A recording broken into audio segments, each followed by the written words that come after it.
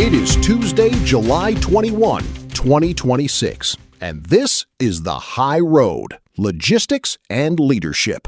I'm Buck Reynolds, the guy who still remembers how to shift without a computer helping me. This is Dan Miller. I'm Elena Rossi. And I'm Jules Sterling.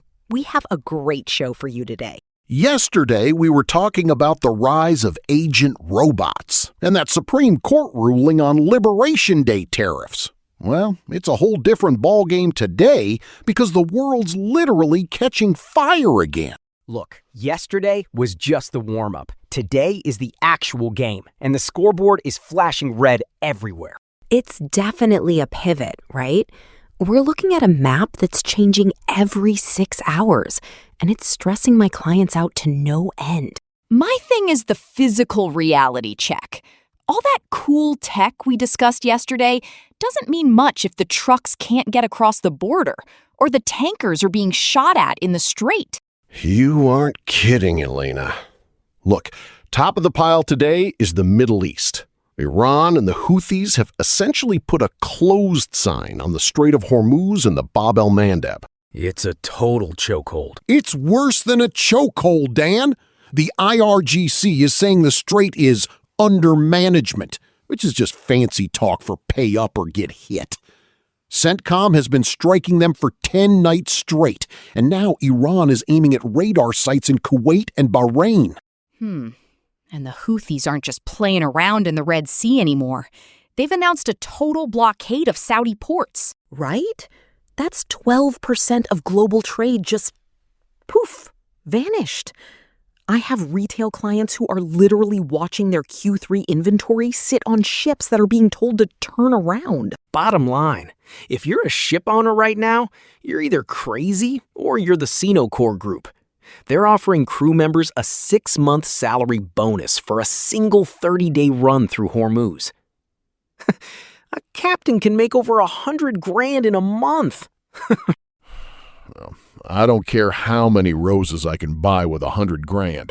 You couldn't pay me enough to sail a target into that mess. Here's the deal.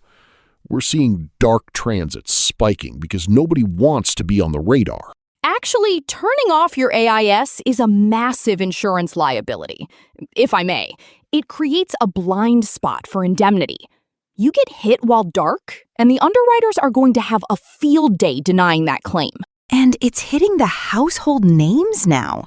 WD-40 is reporting a 100% spike in sourcing costs because of the Iran conflict. I mean, we're talking about a lubricant that keeps the world moving. And even they're getting stuck. Look, when the stuff that fixes squeaks is squeaking about prices, you know the gears are grinding. It's not just a faraway problem anymore. It's a your warehouse is empty problem. Well, and it's not just the water. The border to our north just became a lot more expensive, too. And don't get me started on the Canada deal. I thought we were friends with the Great White North, right? Here's the play. Trump just signed 3 proclamations under Section 338. We're talking 50% tariffs on Canadian goods. 50%! My clients in the auto sector are panicked. 50% on car parts, furniture, wine, even hockey sticks, Buck. Hockey sticks? Now that's just personal. Look, the administration is citing a $5.6 billion drop in U.S. vehicle exports. They're saying Canada's quota system is a discriminatory practice. So, the hammer came down. Actually, you see, it's not just a political statement. The DOJ's Trade Fraud Task Force just hit a $1 billion milestone in recoveries. They aren't just issuing fines. They're hunting for tariff evasion like it's a felony. Because it is. Well, it creates this incredible rush, right? Everyone is trying to pull 6 months of inventory across the Ambassador Bridge before the August 19th deadline. It's a literal gold rush of freight. But instead of gold, it's cement and dairy. I feel for those drivers at the border. Customs is already a nightmare. You add 50% tariffs and trade fraud squads to the mix, and you might as well pack a week's worth of sandwiches. Speaking of the border and moving freight at a premium, it's time for Spot Rate Tape, our Tuesday segment where we break down what it actually costs to move a box today. Morning, everyone. If you're looking for the old normal in your routing guide, you can stop looking. We are operating on a new map this morning. National spot rates are reacting to the double whammy of the Hormuz blockade and these new Canadian tariff proclamations. It's getting tight out there, right? Tight? It's a vice. Dry van national average is sitting at $3.06 per mile, all in. That's up 4 cents week over week. Critically, spot has now held above contract for the third consecutive week. We haven't seen that kind of inversion since the peak of 2022. $3.06? Man, if I was still an owner-operator, I'd be grinning ear to ear. Until I saw the diesel bill. Exactly. And reefers? They're hitting $3.47 per mile. Produce is moving, but the real floor is being set by high-value biologics and pharma nearshoring coming out of Mexico.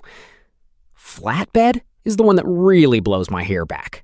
It's at $3.72 per mile, a new record high. My thing is the risk profile on those flatbed rates. Heavy infrastructure and data center components, that's high-value, high-liability cargo. You're not kidding. And the call-out lane this week is Laredo to Chicago. Outbound capacity is essentially non-existent. Laredo processed $87 billion in trade in May alone. If you aren't locking in your cross-border power-only units 72 hours out, you're not moving the freight. So the outlook is basically pay up or wait? Look, we are in a capacity-driven recovery. Demand isn't through the roof, but the trucks are just gone. The regulatory purge and the small carrier exits have finally hit the ceiling. Expect rates to climb another 3 to 5% through August. Spot rate tape? That's a wrap. Whew. $3.72 for a flatbed? Makes me want to go back out there. But then I remember the logbooks. Well, you might not even need a logbook if the AI takes over, right? But before we get into the silicon drivers, a quick note from the people who keep our lights on. Strategic logistics requires world-class engineering. This show is powered by the stack developed by Eric Christensen at Neural Network Media. Support the architect behind the code. Visit our Patreon at patreon.com/neuralnetworkmedia for a free trial and access to our daily briefing PDF. Back to the AI thing. Look, the generative hype is dying, and agentic AI is the new quarterback. Agentic? Sounds like something a spy would use. Actually, it's just AI that can execute a decision rather than just suggest one. Think of it as the difference between a GPS telling you to turn and the truck just turning itself because it knows the road is blocked. Exactly. FreightWaves gave their AI Excellence Awards out this week, and the firms winning are the ones doing decision execution. Clonops.ai is reporting a 550% ROI. They use agentic AI to handle documentation and phone calls, eliminating 133 human hours for every 1,000 transactions. My thing is, who's checking the math?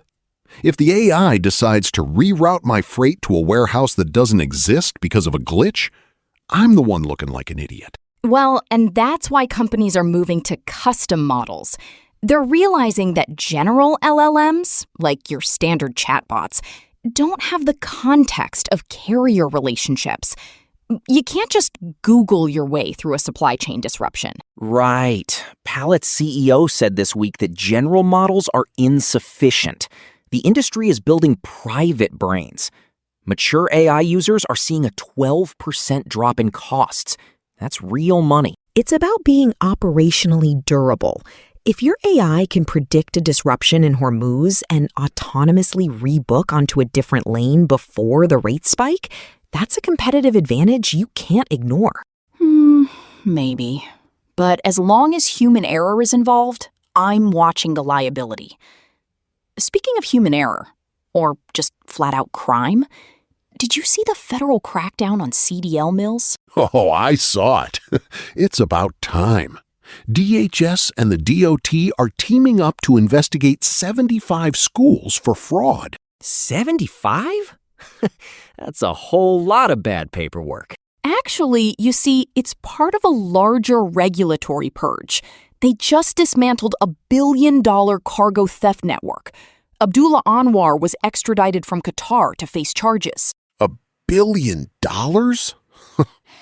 That's not a theft. That's an industry. It really is corporate-level crime. They were using more than 5,000 FedEx shipments to move stolen electronics overseas. They had people embedded in the warehouses. My thing is that this proves the Wild West era of digital brokerage is over.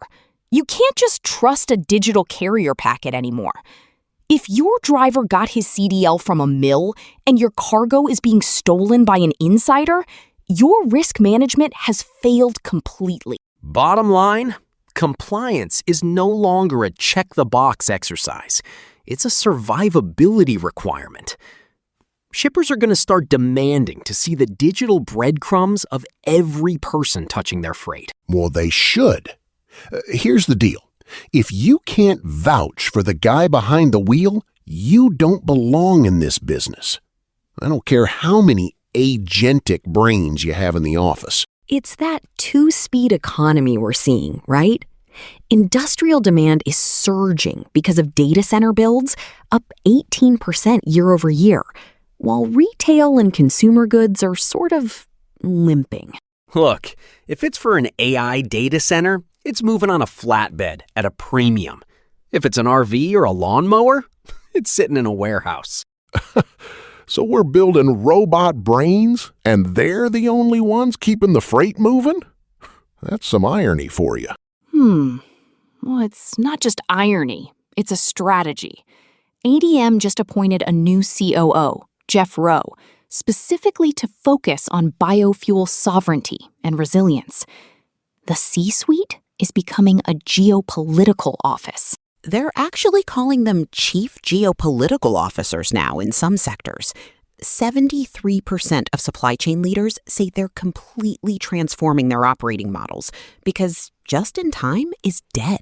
It's strategic survivability now. You don't design for profit anymore. You design for the ability to still exist when the next border shuts down. Well, that's a cheerful thought. And speaking of costs, FedEx and UPS are hitting shippers with surge emergency fees and record-high ground rates. 42.4% above the 2018 baseline. That's the record ground parcel rate right now. Actually, FedEx consolidated their fuel surcharge tables too. It's an effective 3.5% increase for exporters. It's a high surcharge world, and we're just paying rent in it. It's a mess. But honestly, it's why we're here. Keeping the soft skills alive while the hard costs try to kill us. Well, you can say that again. That's all for today's High Road. We've looked at $3.70 flatbed rates, billion-dollar heists, and the slow-motion collision of global tariffs. If you're hauling today, keep your eyes on the road and your hand on your wallet. See ya. Bye. Peace out. And remember, if you smell something burning, it's probably the global economy or your wheel bearing. Either way, pull over.